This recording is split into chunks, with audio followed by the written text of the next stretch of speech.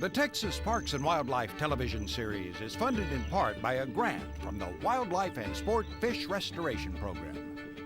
Through your purchases of hunting and fishing equipment and motorboat fuels, over $50 million in conservation efforts are funded in Texas each year. Additional funding provided by Ram Trucks. Guts, glory, Ram.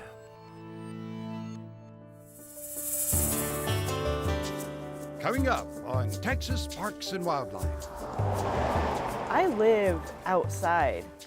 I have the most beautiful home of anybody.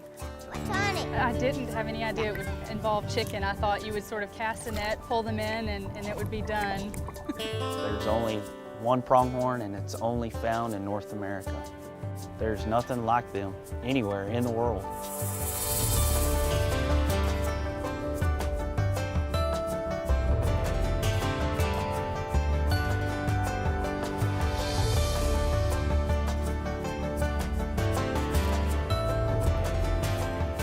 Texas Parks and Wildlife, a television series for all outdoors.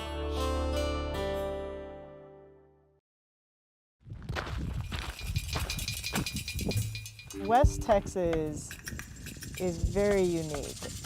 It's a whole different atmosphere.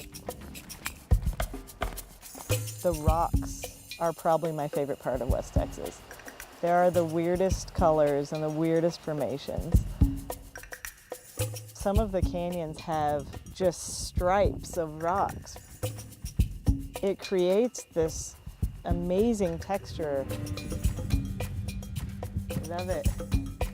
He's not gonna jump at me, is he? Really neat. I am Mandy Lee, and I'm a photographer. Home is in Phoenix. Not the city. Phoenix is the name of my camper, which I live in. I do not have a brick and mortar home anywhere. I live full-time in my teardrop trailer, just traveling.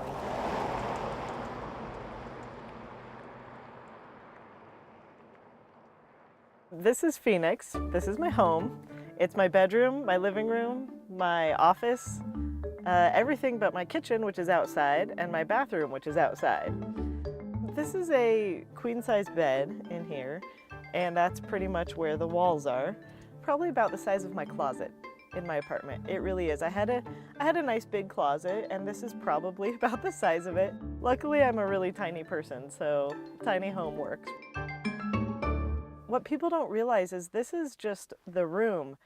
I live outside, and that's huge. I have the most beautiful home of anybody. There's this really cool spot. You can see the Rio. It's really about living your life to the fullest and realizing that life is too short to be unhappy. In general, it takes work to get to the best spot. I guess my mission is to try to show people things they don't normally get to see, to inspire them to do the things they wouldn't normally do. So I want to use my photography to do that. Unbelievable.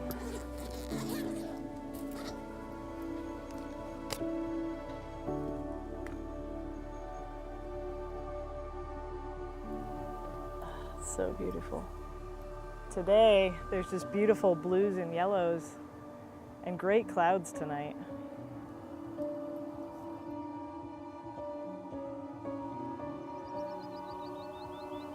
And you can hear the birds. You can even hear the river.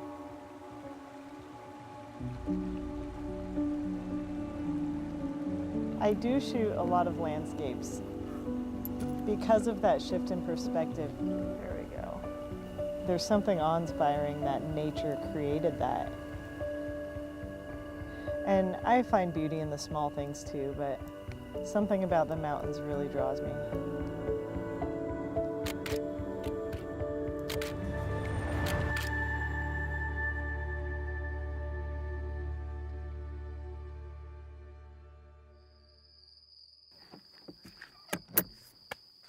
My parents and my sister and I would go camping. Every vacation was camping growing up, and we did that around Colorado, but when I moved to Texas, I took that spirit with me.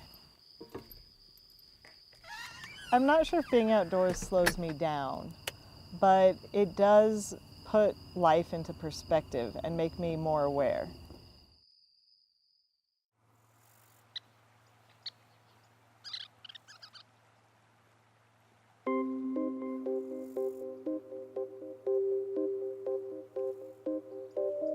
This is going to be such a pretty sunrise. It's going to turn red. Pretty much the best way to wait for your coffee.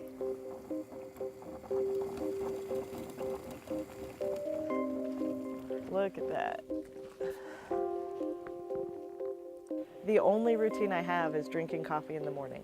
And as long as I get my coffee, then the rest of the day is wide open. I'm giving workshops or speaking somewhere, or I might get to shoot or hike or visit somebody. Every day is different, and that's what's so amazing. It's really important to me not to be the couch surfing, starving artist. I don't have a secret jackpot. It's important to me that I contribute to society and I'm a working member of this world, but I'm convinced I can do that from the road.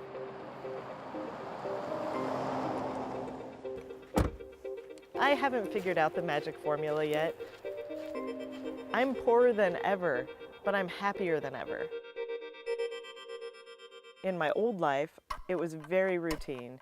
Every day was almost the same. I had a steady 9-to-5 job, and I would work every day, kind of in a cubicle. I was starting to get really burnt out, and I was getting burnt out on photography, which I really didn't want to do because that was my passion. So I decided to go on a photography workshop to the Grand Tetons.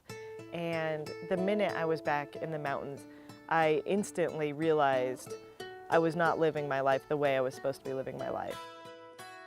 And in the course of this one sunrise, I made up my mind to just change everything.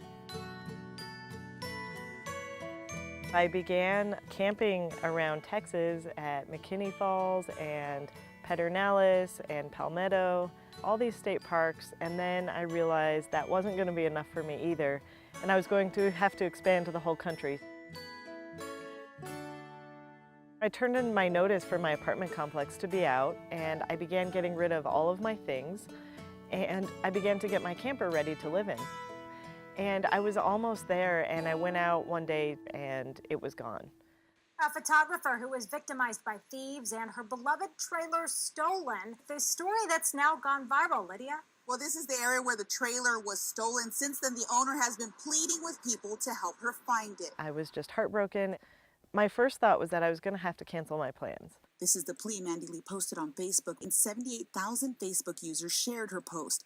Then last night, her beloved trailer found. The trailer was in pretty rough condition. No word yet on when she will get it back. It was a really tough month, but between insurance and this huge outpouring of support, I was able to start fresh, and I left Austin the day I picked up my new camper. There's a lot of hard things about living on the road, but not for 1 minute have I regretted what I'm doing. Oh, sweet. I can get the whole thing right here. Yay, wide angle. Big Bend has the rocks and cactus.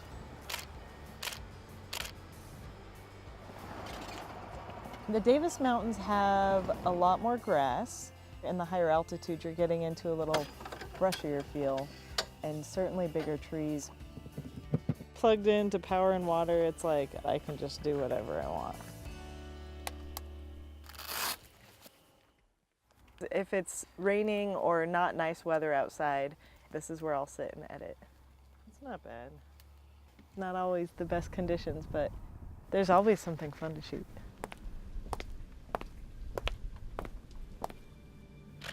You go to work, you go to the gym, you go to the store, and you go home. And that becomes your entire world.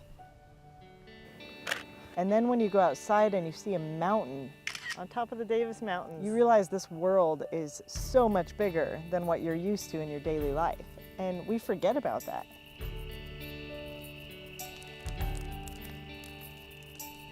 It's getting cool and great night for a fire, actually.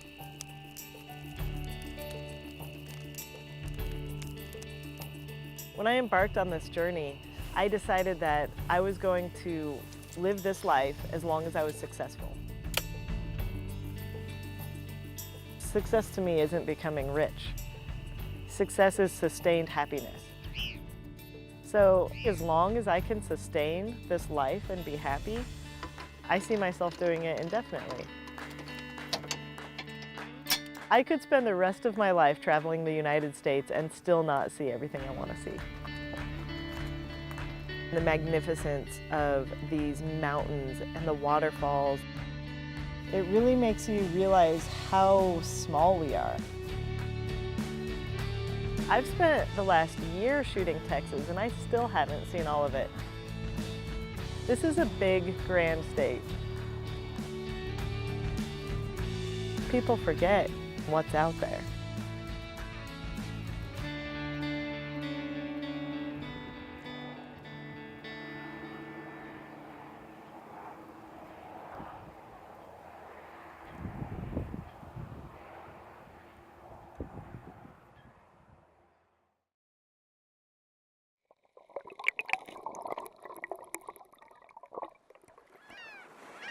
We're out here on Seagram's East Beach. We have a little cut that comes out. That's the fresh water from inside the marsh going out to the beach.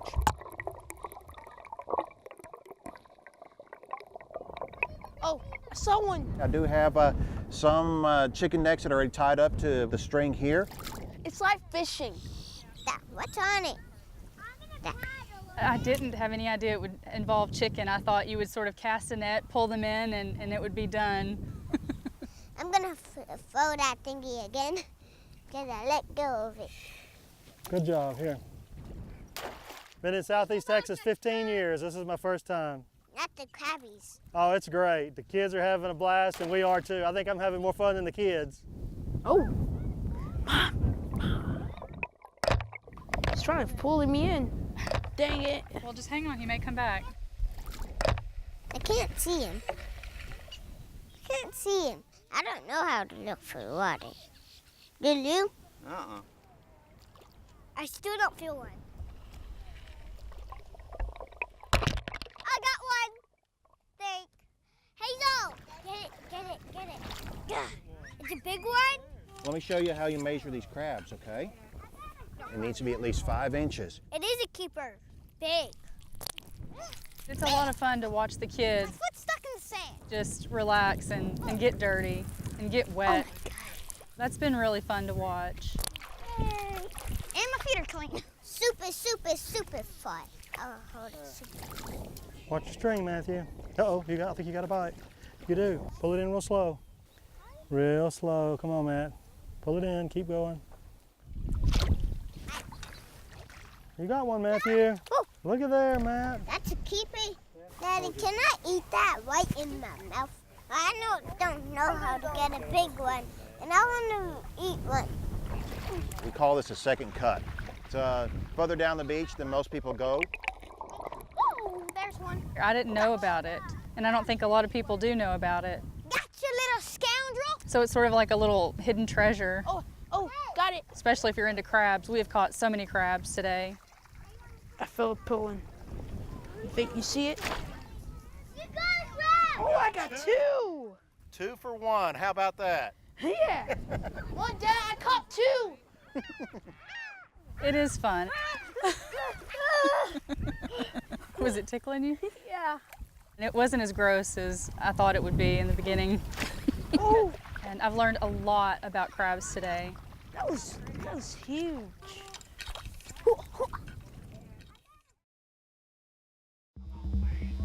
You know, you hope for the best and train for the worst, and this is training for the worst right here. Helicopter goes down. It's the best simulated training we can get. Here today we're doing what's called Hewitt. Helicopter underwater egress training. It's learning how to get out of the helicopter in the event that we're working out of one and it goes down in the water. Most helicopters will flip over, is what they tell us when they go into the water, and so that's why we're doing some training in case it does happen in real life.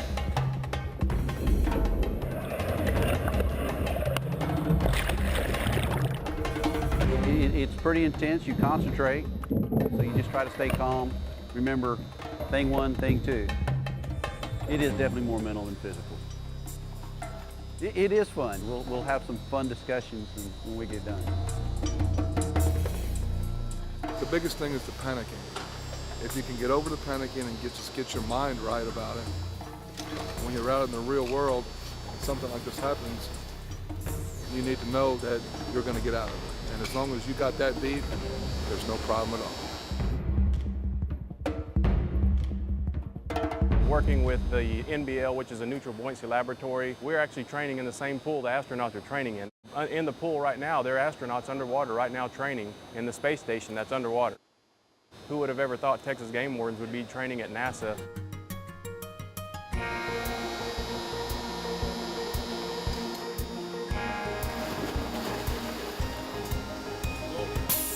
Oh God, this is awesome. I mean, it's the best of the best, right? And that's where you try to set yourself up for success. And by setting muscle memory and by repeating it over and over, hopefully the outcome will be good when you need it.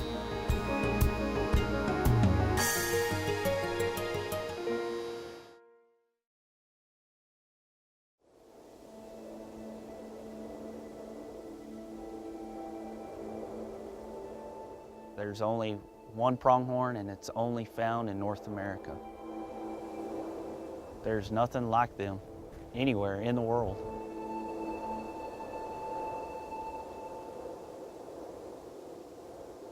My name is Sean Gray, and I'm the Mule Deer and Pronghorn Program Leader for Texas Parks and Wildlife Department. Sean is on a mission to solve a mystery. He and many other biologists are trying to understand why the pronghorn population in the Big Bend region of Texas took a sudden plunge. We just pulled the right kidney. Through extensive research, biologists are understanding the factors of the decline and how they interact with one another. One fact is known: drought has definitely contributed to the problem.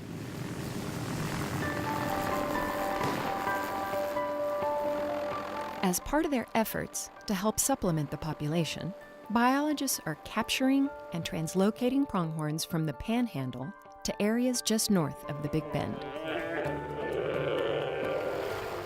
Catching the fastest land mammal in North America is not easy.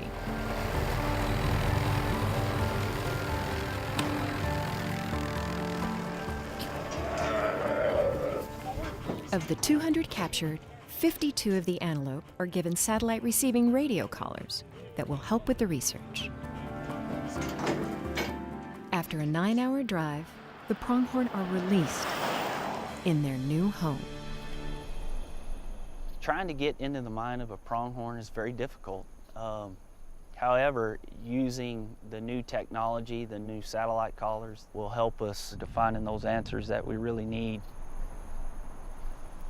We noticed that pronghorn were concentrating or would run into a fence and they couldn't find a passage through the fence. That animal would stay in a corner. Pronghorn will not jump a fence. They'd want to go underneath a fence. Coyotes have figured this out. This is a map of the Trans-Pecos with all of the GPS locations from the pronghorn that we translocated. This is a zoomed in image of fences and multiple animal GPS locations. So we have pronghorn locations up and down this fence line here. And when they get bunched up in a fence corner, that's when problems really start to happen. And we had several of our pronghorn get killed by coyotes in fence corners. While the satellite data from the collars showed the scientists a problem, it also helped them find a solution. Here we have a fence corner, and using our GPS collars, we observed many of our pronghorn being stuck in fence corners. And so what we did was we raised the bottom strand of this 5-strand barbed wire fence that was originally about 12 inches off the ground to at least 18 inches off the ground to allow pronghorn to move freely. This fence modification keeps pronghorn from being trapped in fence corners. The net result is pronghorn can access more country, and it's also decreased the amount of predation that's going on as well.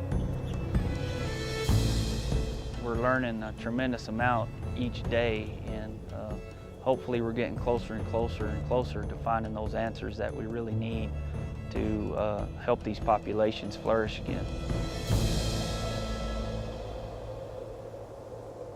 This project was funded in part by a grant from the Wildlife Restoration Program.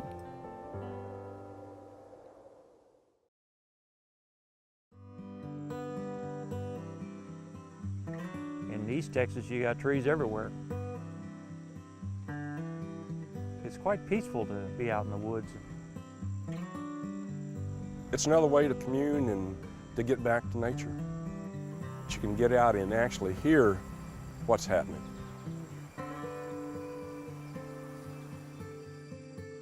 Trees, trails, water, and wildlife make Martin Creek Lake State Park a refreshing East Texas destination. You can leave your cell phone off and maybe catch up with civilization, another time. With the noise in life, noise around towns and roads, and get out here and instead of your ringing in your ears, it starts to calm down, your soul kind of quiets, and you start to feel like there's possibilities. You think about things.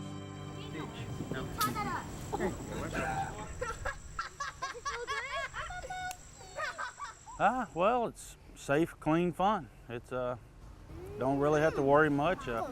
There's no worries. Having fun with the family, getting the kids outdoor, fishing, trying to teach them a little bit about nature. The lake's good. There's a lot of good fishing out there. Yeah, there's another one down here, right here. Catfish, bass, crappie, brim, but the vast majority of the people are coming out here for bass and catfish. It's good fishing for catfish.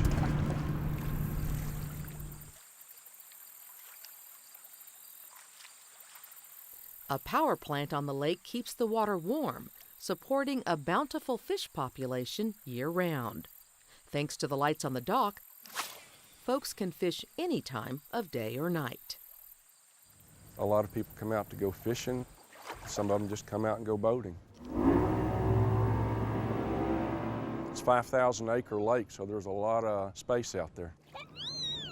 We have day use at the swimming beach area. A lot of people come out with canoes, 2 little volleyball courts where people can play volleyball. The island is our primitive campsite.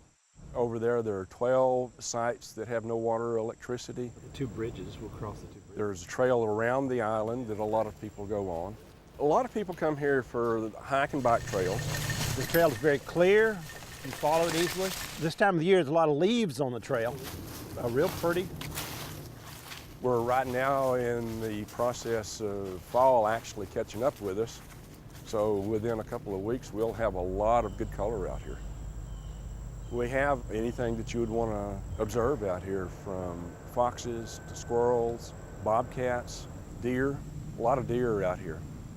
There's a huge draw to returning again to a peaceful place that makes you feel better about yourself. You get peace here. You can get the calmness. It's kind of got a cozy feel to it here in East Texas. It's, I guess the word I'm looking for, just be a home away from home, really.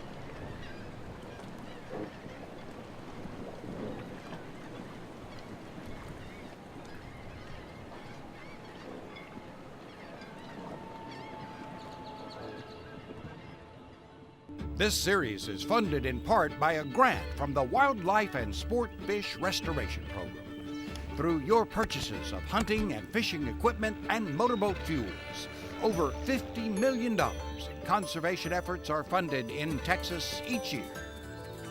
Additional funding provided by Ram Trucks. Guts, glory, Ram.